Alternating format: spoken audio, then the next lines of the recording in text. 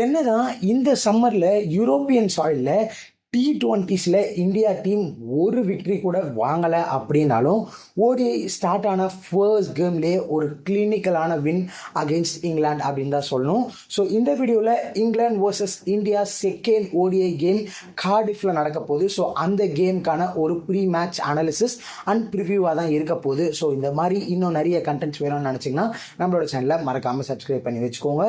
So first game நம்ம already பேசின மாதிரி ஒரு சூப்பரான வின். நிறைய பேர் அகெயின் வந்தாங்க ஸ்குவாட்குள்ளே. எக்ஸ்பீரியன்ஸ் எவ்வளோ இம்பார்ட்டன்ட் அப்படின்றது தெரிஞ்சது. பும்ரா ஒரு ஆள் அந்த ஒரே பவுலர் டீமுக்குள்ளே வந்தால் இந்த இந்தியன் கிரிக்கெட் டீம் எப்படி இருக்கும் அப்படின்றத ஃபர்ஸ்ட் கேம்லேயே காமிச்சிட்டாரு. என்னதான் ரோஹித் கோலி பெருசாக அடிக்கலைனாலும் அவங்களோட எக்ஸ்பீரியன்ஸ் ரொம்பவே இம்பார்ட்டண்டாக இருந்தது. And captain Shubman Gill once again ஒரு கிளாஸான ஒரு நாக். அதை தாண்டி ஸ்ரேயஸ் ஐயர் டீசெண்டாக ஆடினார். அண்ட் கேஎல் ராகுலுக்கு ஒரு ஆஃப் டேன்னு சொல்லணும். பேட்டிங்லேயும் சரி கீப்பிங்கில் ஒரு கேட்ச் பிடிச்சாரு. பட் நிறைய லெக் பைஸ்லாம் விட்டுட்டு இருந்தார். பட் அது எல்லாத்தையும் தாண்டி மிஷன் 2027 சவுத் ஆஃப்ரிக்காவில் நடக்க போகிற ஓடிஐ வேர்ல்ட் கப்புக்கு இந்த ஒரு இந்தியன் கிரிக்கெட் டீம் ப்ரிப்பேர் ஆகிட்டு இருக்காங்க. எல்லாமே ஒரு ரைட் ட்ராக்கில் போயிட்டுருக்கு அப்படின்னு தான் சொல்லணும். ஸோ செகண்ட் கேம் அப்படின்னு பார்க்கும்போது கார்டிஃபில் நடக்க போது ரீசன்ட் ஃபார்ம் இன் ஓடிஐஸ்ன்னு பார்த்தா இந்தியா கடைசி 5 கேமில் 4 கேம் வின் பண்ணியிருக்காங்க. On the other hand England பொறுத்தவரையில் கடைசி 5 கேமில் வெறும் 2 கேம் தான் வின் பண்ணியிருக்காங்க. ஓடிஐ ஃபார்ம் வேறு லெவலில் இருக்குது இந்தியாவுக்கு. பட் T20s அங்கங்கே நிறைய இப்போ ரீசெண்டாக அடி வாங்கிட்டு இருந்தாலும் ஓடிஐஸ்ன்னு வரும்போது India again top of the கேமில் தான் இருக்காங்க. அண்ட் ஹெட் டு ஹெட்னு பார்க்கும்போது இந்தியா வர்சஸ் இங்கிலாந்துக்கு அகெயின்ஸ்டாக கடைசி 5 வருஷத்தில் இந்தியா 7 கேம் வின் பண்ணியிருக்காங்க. வரஸ் இங்கிலாந்து வெறும் ஒரே ஒரு கேம் தான் வின் பண்ணியிருக்காங்க. ஃபார் அஹெட் ஆஃப் இங்கிலாந்து அப்படின்னு தான் சொல்லணும். அதுவும் ஓடிஐ ஃபார்மேட்னு வரும்போது. அண்ட் இந்த ஒரு வென்யூ அப்படின்னு பார்க்கும்போது கடைசி 5 வருஷத்தில் சேஸ் பண்ணுற டீம் பார்த்தீங்கன்னா மோர் தென் 62% ஆஃப் தி கேம்ஸ் வின் பண்ணியிருக்காங்க. ஸோ சேசிங்க்கு ஒரு ஃபேவரபிளான கிரவுண்ட் அப்படின்னு சொல்லலாம். அண்ட் மேட்ச் எப்போ ஆரம்பிக்க போகுதுன்னு பார்த்தீங்கன்னா 1 மணிக்கு ஆரம்பிக்க போகுது. இந்தியன் டைம் யூகே டைம் படி 1 மணிக்கு ஆரம்பிக்க போகுது. ஸோ ஒரு 1 டே கேமாக தான் இருக்கும். மத்தியானத்துலேயே ஒரு பீக் சம்மர் சரியான வெயிலில் மேட்ச் ஆரம்பிக்கும்னு சொல்லலாம். பேட்டிங் ஃபர்ஸ்ட் பண்ணுற டீம் பார்த்தீங்கன்னா ஒரு 25% ஆஃப் தி கேம்ஸ் வின் பண்ணியிருக்காங்க.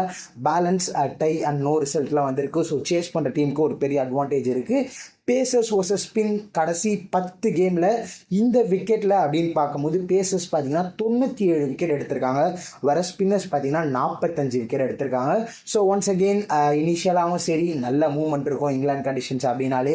மிடில் ஓவர்ஸ்லேயும் ஃபாஸ்ட் பவுலர்ஸ் ரொம்ப இம்பார்ட்டண்டாக இருப்பாங்க. லாஸ்ட் கேமே இங்கிலாந்து ஒரு 3-4 ஸ்பின்னர்ஸை வச்சு ட்ரை பண்ணாங்க. அது பெருசாக அவங்களுக்கு கை கொடுக்கலன்னு தான் சொல்லணும். On the other hand England கண்டிஷன்ஸ்க்கு ஏற்ற மாதிரி இந்தியா ஃபாஸ்ட் பவுலிங் அட்டாக்கை எடுத்துகிட்டு போனாங்கன்னு தான் சொல்லணும். 2 டாலான fast bowlers in the form of Gurnoor Brar and Prasidh Krishna. அதை தாண்டி பார்த்தீங்கன்னா ஜஸ்பிரீத் சிங் பும்ரா ஒரு வெல் ரவுண்டடான ஒரு ஃபாஸ்ட் பவுலிங் அட்டாக்காக இருந்தாலும் பவுலிங் இன் ஸ்பின் டிபார்ட்மெண்ட் அப்படின்னு வரும்போது 2 பேருமே டிஃபென்சிவ் ஸ்பின்னர்ஸாக தான் எடுத்துகிட்டு போனாங்க. Washi as well as Axar Patel. பேட்டிங்கில் அவங்க கான்ட்ரிபியூட் பண்ணிட்டாங்க போன கேம். ஸோ அதனால் நமக்கு பெருசாக கொஷின்ஸ் எதுவும் பண்ணுற மாதிரி இல்லை.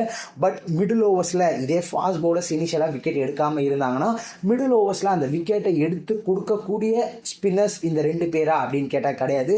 கண்டிப்பாக குல்தீப் யாதவ் வெளியே இருக்காரு. அவர் உள்ளே கொண்டு வருவாங்களா அப்படின்றதையும் வெயிட் பண்ணி தான் பார்க்கணும். அண்ட் ஆவரேஜ் ஃபர்ஸ்ட் இன்னிங் ஸ்கோர்னு பார்க்கும்போது கடைசி 10 மேட்சஸில் 265 இருக்குது. ஸோ நான் ஆல்ரெடி சொன்ன மாதிரி மினிமம் 300 ரன் இந்த கிரவுண்டில் அடித்தா மட்டுமே டிஃபெண்ட் பண்ணுறதுக்கான வாய்ப்புகள் இருக்குது. இப்போது 2 டீமோட பிளேயிங் 11 பார்த்தலாம். ரோஹித் சர்மா ஓப்பன் பண்ண போகிறாரு. ஃபாலோட் பை தட் இஷான் கிஷனா இல்லை சுப்மான் கில்லான்னு தெரியல.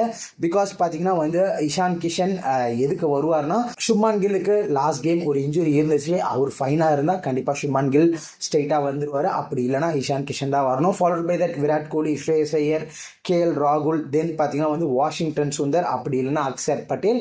ஸோ இவங்க 2 பேருக்கு பதிலாக ஒரு அட்டாக்கிங் ஸ்பின்னர் போகணும்னு நினச்சாங்கன்னா குல்தீப் யாதவ் கூட போகிறதுக்கு வாய்ப்புகள் இருக்குது. தென் சிவம் தூபே, குர்னூர் பிரார், ஜஸ்பிரீத் பும்ரா அண்ட் பிரசித் கிருஷ்ணா. இதை தாண்டி வெளியேன்னு பார்க்கும்போது ஒரு ஹர்ஷதீப் சிங் இருக்கார் அண்ட் பிரின்ஸ் யாதவ் இருக்கார். ஸோ ஹர்ஷதீப் சிங் தொடர்ந்து விளையாடிக்கிட்டே இருக்கார். ஸோ கொஞ்சம் கேம் டைம் ரெஸ்ட் கிடச்சா நல்லா தான் இருக்கும். ஸோ இந்த ஒரு பேஸ் அட்டாக் உடைய போகலாம். அண்டு தூபே வெயிட் பண்ணி தான் பார்க்கணும். லாஸ்ட் கேம் நல்லா பவுல் பண்ணிட்டாரு, பட் அதே மாதிரி கன்சிஸ்டண்ட்டாக பவுல் பண்ண முடியுமா? பிகாஸ் இப்போது 2027 சவுத் ஆஃப்ரிக்காவுக்கு நம்ம போகிறோம் அப்படின்னும் போது கண்டிப்பாக ஒரு ஃபாஸ்ட் பவுலிங் ஆல்ரவுண்டர் ரொம்ப ரொம்ப இம்பார்ட்டன்ட். ஸோ நிதிஷ்குமார் ரெட்டியும் சரி, ஹர்திக் பாண்டியா 2 பேருமே ஒரு இன்ஜுரி ப்ரோன் பிளேயராக இருக்காங்க. அப்படின்றதுனால சிவம் தூபேவே அந்த இடத்துல ட்ரை பண்ணிட்டு இருக்காங்க. கன்சிஸ்டண்ட்டாக இதே மாதிரி பர்ஃபார்ம் பண்ண முடியுமா அப்படின்றத நம்ம வெயிட் பண்ணி பார்க்கலாம். அப்படியே இங்கிலாந்து வந்தோன்னா Ben Duckett followed by that பார்த்தீங்கன்னா வந்து ஜேக்கப் பெத்தல் தான் ஓப்பன் பண்ண போகிறாங்க. ஜேக்கப் பெத்தலை ஓப்பனிங்கில் ட்ரை பண்ணிட்டு இருக்காங்க, பட் அது பெருசாக அவங்களுக்கு ரிட்டர்ன்ஸ் கொடுக்கலன்னு தான் சொல்லணும். மிடில் ஆர்டரில் வேறு லெவலில் ஆடுறாரு. ஆர்சிபிக்குமே நிறைய இன்னிங்ஸ் ஓப்பன் பண்ணார் ஐபிஎல்ல, அங்கேயே பெருசாக ஆடலை. அண்ட் இங்கேயுமே ஃபர்ஸ்ட் கேம் பெருசாக அடிக்கலை.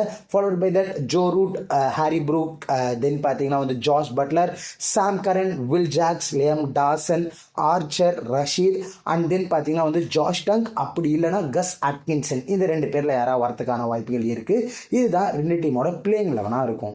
ஸோ மேட்ச் அவுட்கம்ஸ் அப்படின்னு பார்க்கும்போது எனக்கு தெரிஞ்சு இங்கிலாந்து இந்த கேமுக்கு ஹார்டாக போவாங்க. பிகாஸ் இந்த கேம் அவங்க வின் பண்ணியே ஆகணும். அப்படி இல்லைனா மான்செஸ்டரில் 200% அவங்க வின் பண்ணிவிடுவாங்கன்னு தான் சொல்லணும் India.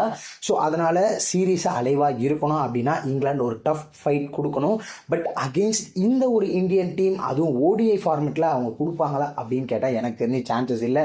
Once again India win பண்ணுறதுக்கான வாய்ப்புகள் தான் ரொம்பவே அதிகமாக இருக்குது. இதை பற்றி நீங்கள் என்ன நினைக்கிறீங்கன்றத கமெண்ட் செக்ஷனில் சொல்லுங்கள். அண்ட் இந்த மாதிரி இன்னும் நிறைய வீடியோஸ்க்கு நம்மளோட சேனலை மறக்காமல் சப்ஸ்கிரைபாக பண்ணி வச்சுக்கோங்க.